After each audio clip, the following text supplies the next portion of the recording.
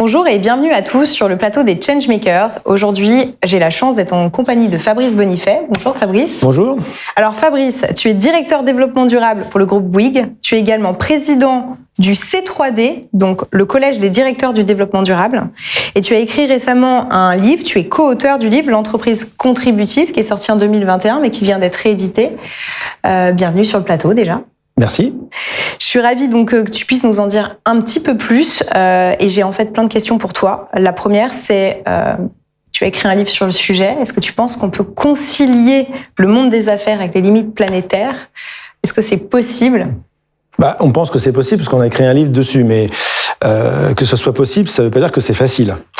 Donc, certes, il y a certaines entreprises qui le font déjà, mais elles sont très, très, très minoritaires. Donc, on s'est appuyé sur ces pionniers pour essayer de donner envie à ceux qui sont encore sur des modèles d'affaires plutôt prédateurs et écocides de changer leur stratégie et d'adopter des modèles d'affaires plus compatibles avec les enjeux de long terme qui doivent être pris en compte dès aujourd'hui, compte tenu de l'urgence. Alors comment on fait Comment on fait? Alors on commence déjà par s'informer, parce qu'en fait les gens pensent savoir qu'il y a un problème avec le climat, la biodiversité, etc. Mais enfin ils connaissent pas vraiment la gravité du problème et surtout le temps qui nous reste pour agir et donc les ordres de grandeur qui sont associés à tout cela. Donc le comment faire, ça commence déjà par un temps suffisant d'appropriation des concepts et des données scientifiques sur lesquels on s'appuie pour ensuite construire un nouveau modèle d'affaires qui sera compatible avec ce qu'on appelle les limites planétaires.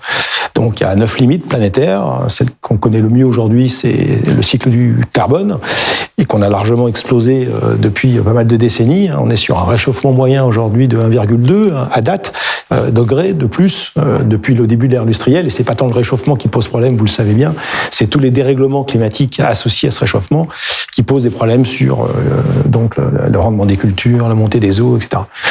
Mais il y a d'autres limites planétaires qui sont à prendre en compte. Et aujourd'hui, l'humanité vit en survitesse par rapport à l'utilisation des ressources qui sont disponibles et qui sont nécessaires pour le business, parce que le business, c'est des matières premières transformées avec de l'énergie. Et à force d'en utiliser trop d'énergie fossile et trop de matières premières, eh bien, on arrive aux limites du système. Donc il faut ralentir. Mais il faut continuer de payer les salaires, il faut continuer de vivre. Et donc comment reconfigurer les modèles économiques à la fois des États, mais aussi des entreprises et les modes de vie des gens partout sur la planète, à commencer par ceux qui sont les plus dispendieux en ressources, c'est-à-dire les plus riches, c'est-à-dire nous, qui devons faire le plus d'efforts pour se resynchroniser au vivant, c'est comme ça qu'on dit, on appelle ça comme ça. Eh bien, il y avait besoin quand même d'une petite méthode. Et donc dans l'entreprise contributive, on part donc du constat qu'on ne sait pas. Et quand on ne sait pas, on ne peut pas agir. Donc, on préconise déjà de se mettre à niveau. Donc, il y a tout un tas d'outils aujourd'hui qui permettent de le faire. Donc, ça, c'est bien. Et puis ensuite, on propose aux responsables d'entreprise de réfléchir sur leur raison d'être, en disant, OK, très bien, l'objectif, c'est de gagner de l'argent, mais pas à n'importe quelle condition sociale et environnementale, parce que si on continue de faire comme aujourd'hui, à l'horizon de quelques années, ça va être dramatique pour nos enfants, mais aussi pour le vivant en général. Et une fois que les entreprises ont accepté de redéfinir une raison d'être plus compatible avec les nouveaux enjeux, eh bien, il faut changer le cœur du réacteur qui s'appelle le modèle d'affaires. Donc, passer d'un modèle d'affaires qu'on appelle linéaire aujourd'hui à un modèle d'affaires qui est plus ce qu'on appelle perma-circulaire, où on va essayer de taper de moins en moins dans les ressources primaires parce qu'on détruit la nature quand on fait ça, et essayer sur des modèles économiques dits d'usage, où les entreprises continueront de fabriquer des produits, mais les entreprises ne vont pas forcément vendre ces produits à leurs clients, mais plutôt les louer, de manière à en fabriquer moins, mais augmenter l'intensité d'utilisation de ces produits, donc forcément d'avoir des impacts qui seront moindres, parce que si on fabrique moins, eh bien on détruit moins le vivant, tout en continuant de gagner de l'argent, parce qu'il faut bien sûr maintenir l'aspect social. On change les modèles d'affaires, et donc pour toi, la location fait partie des solutions efficaces et qui restent pour un business intéressantes.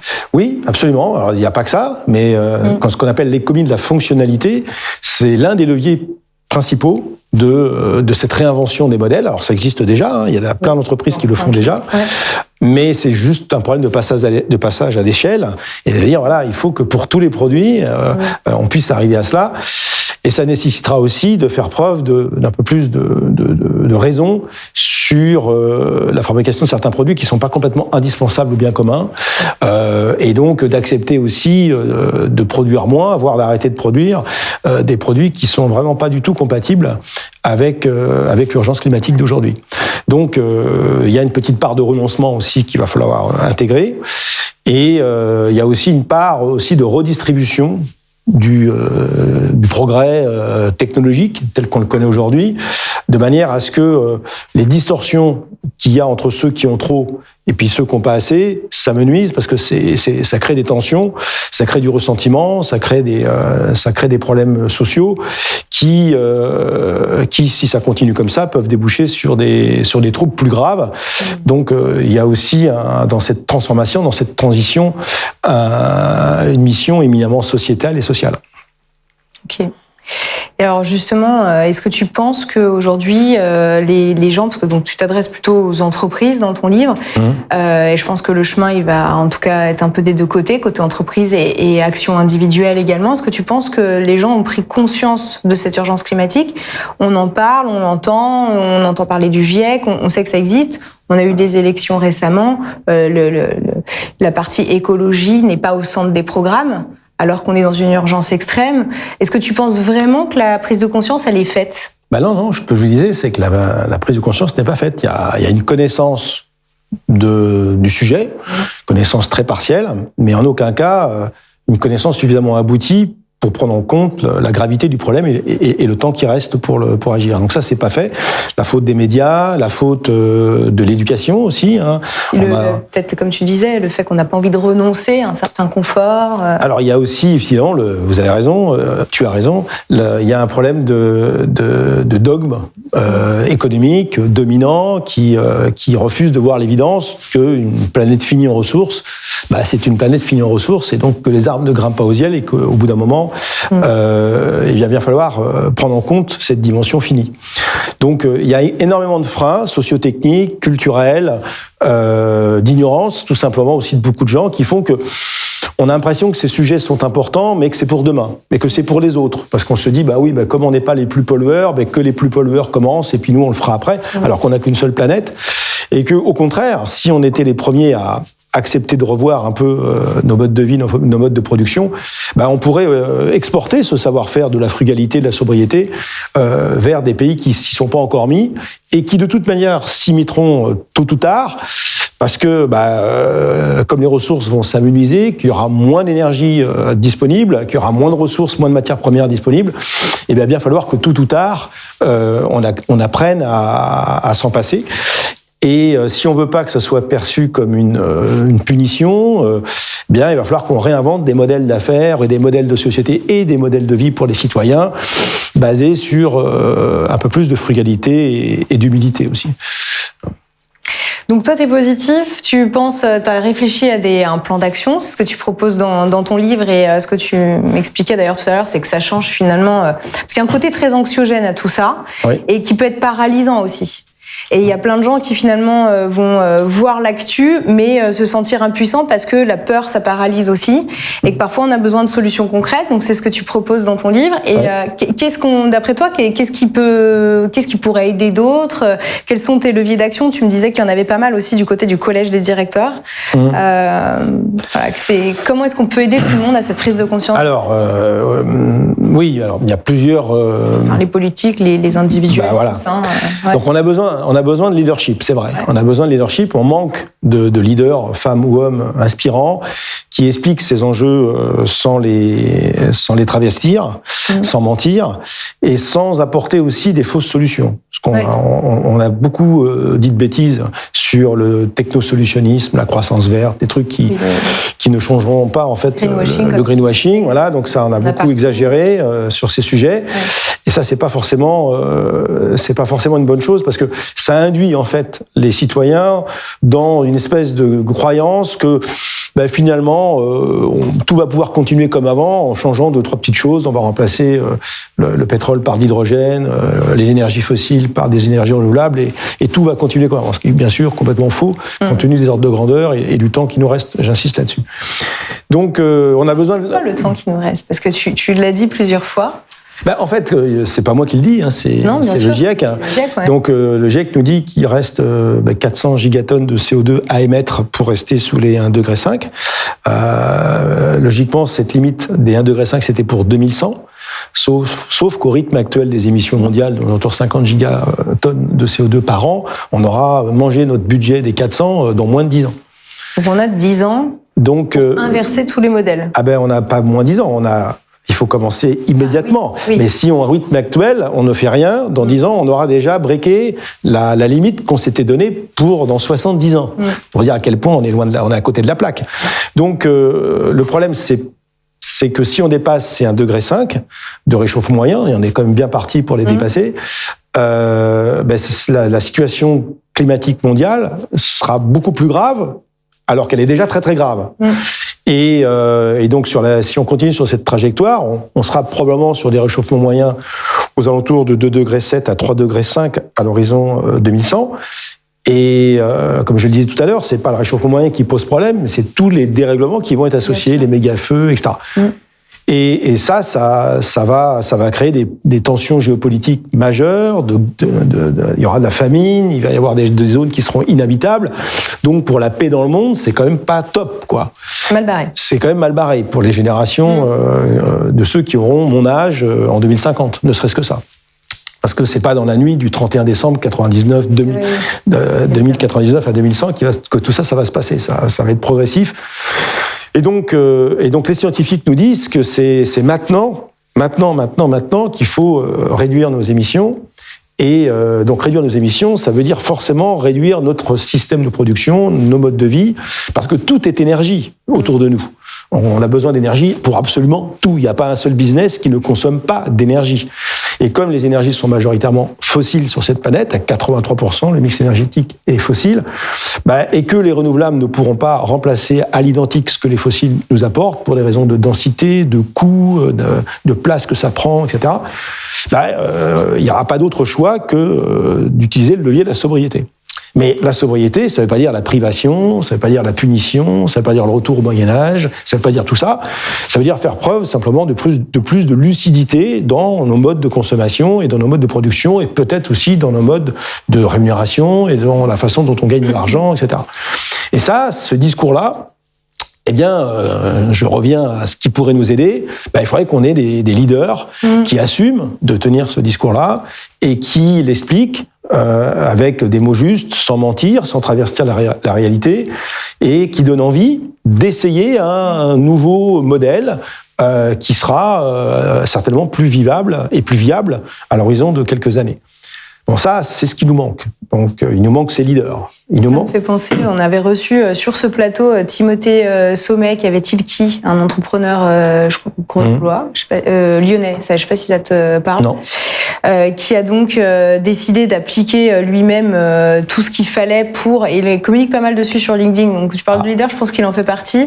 Par exemple, ça va jusqu'à prendre le train, ne plus prendre l'avion, etc. Mais il a fait des choses beaucoup plus engageantes, comme justement baisser sa rémunération, en expliquant que même en tant que chef d'entreprise, on n'a pas besoin d'une rémunération énorme, et que plus on en a, plus on la dépense bêtement, et que du coup on est dans la surconso, etc., etc. Donc il va assez loin finalement dans ce qui s'applique à lui-même, et je trouve ça intéressant et faisable. Il avait l'air très heureux de le faire. Donc il y en a de plus en plus, c'est vrai, pas assez, mais c'est tout le problème du pas assez, quoi. C'est que si on veut vraiment que ces mesures aient de l'impact, parce qu'en maintenant on parle beaucoup d'impact, il faut quand même qu'il y ait un certain nombre d'organismes, d'individus qui appliquent ça. Aujourd'hui, il y en a très très peu, c'est quelques pourcents. On a bien vu le résultat aux élections, et partout ailleurs dans le monde, c'est la même chose. Donc, Par contre, la bonne nouvelle, c'est que c'est pas d'attendre, c'est pas nécessaire d'attendre qu'il y ait une majorité de gens qui soient conscients de tout ça pour que ça bouge. On dit qu'il faut 10-15% pour que finalement après tout le monde va y aller, parce que ça paraît tellement évident tout ça. Mais c'est pas parce que ça paraît évident, la preuve, c'est que on a quand même un grand problème de tempo et un grand problème de prise de conscience à la bonne échelle et pour aller à la bonne vitesse. Si on veut réussir. Donc on a besoin de leaders, on a besoin de programmes de pédagogie, de formation dans les écoles. Il faut que les médias s'emparent de ce sujet et laissent le temps aux spécialistes d'expliquer la complexité, parce que c'est d'une complexité extrême, tous ces sujets-là. Et souvent, le temps des médias, c'est un temps qui n'est pas compatible pour une explication rationnelle de ces phénomènes. Et du coup, on survole, on est obligé de tomber dans des caricatures, et quand on tombe dans des caricatures, forcément, ça clive tout de suite, et le débat de fond ne progresse pas. Donc on a besoin d'avoir des programmes pédagogiques de fond dans les universités, dans les grandes écoles, et même dès l'école élémentaire, pour expliquer le rôle de la nature et en quoi on est très très dépendant du vivant et qu'on a tout intérêt à le protéger si on veut passer ne serait-ce que ce siècle en cours. Et puis dans les médias, là aussi, il faut que les médias acceptent de consacrer un temps utile et puis qu'on utilise les gens qui savent faire pour faire des documentaires, des programmes, des fictions. Je sais pas si tu as vu Don't Look Up. Oui, bien sûr. Bon, voilà. Donc il y en a d'autres. Ça a réveillé pas mal de personnes. Oui, il en faut pas un, il en faut 20, 30, 40. La pédagogie, il faut vraiment parler des sujets et comme tu dis, soit en amenant des solutions, soit en les vulgarisant pour donner envie. Se dire, ok, c'est accessible et on peut changer les choses et on doit le faire. C'est ça. Alors qu'il y a besoin des artistes. Moi, je fais un appel aux artistes. Là. Les artistes nous aident. Alors, il y a déjà des artistes engagés, heureusement d'ailleurs. Mais on voit bien que les scientifiques, on peut pas leur demander d'être à la fois sur le registre du rationnel, du pragmatique et sur le registre de l'émotion. Et encore moins de la communication. C'est pas facile. Hein. Donc, c'est des métiers différents. C'est des métiers différents. Et quand on voit que les scientifiques, on en a des excellents en France sur ces sujets climat, quand ils font des conférences, ils ont 500 personnes devant eux qui sont convaincus. Mais alors que n'importe quelle chanteuse ou chanteur peut remplir le Stade de France, il y en a un qui joue sur le registre de l'émotion et l'autre pas. Il faut que les deux mondes se rassemblent là pour que le plus grand nombre comprennent qu'il n'y a pas que l'amour qui fait pleurer, il y a aussi la destruction du vivant. Et quand on va comprendre ça à bonne échelle, peut-être que cet effet domino fera qu'on va accélérer et on va accepter ces changements de mode de vie qui sont complètement indispensables si on veut arrêter de se mentir à soi-même. Excellent. Merci en tout cas pour toutes ces infos. Alors, si on veut trouver ton livre... dans n'importe quelle librairie. Parfait. Dans une librairie, des vraies librairies, on peut les commander pour éviter de passer sur des sites qui sont pas super top. Mais oui, il est très très accessible. Et en plus, il est marrant, il y a plein d'anecdotes, il y a des dessins, il y a de l'humour. Donc, il est très accessible de 7 à 77 ans, et même plus. Parfait. Du coup, j'invite toutes les personnes qui nous écoutent à l'acheter et à s'intéresser au sujet parce que on n'a plus le choix et qu'il y a des moyens du coup sympas et ludiques de le faire. Merci. Merci à tous de nous avoir écoutés. Retrouvez l'ensemble de nos interviews Changemakers sur YouTube, sur notre site web freelance.com et sur toutes les bonnes plateformes en podcast. À bientôt.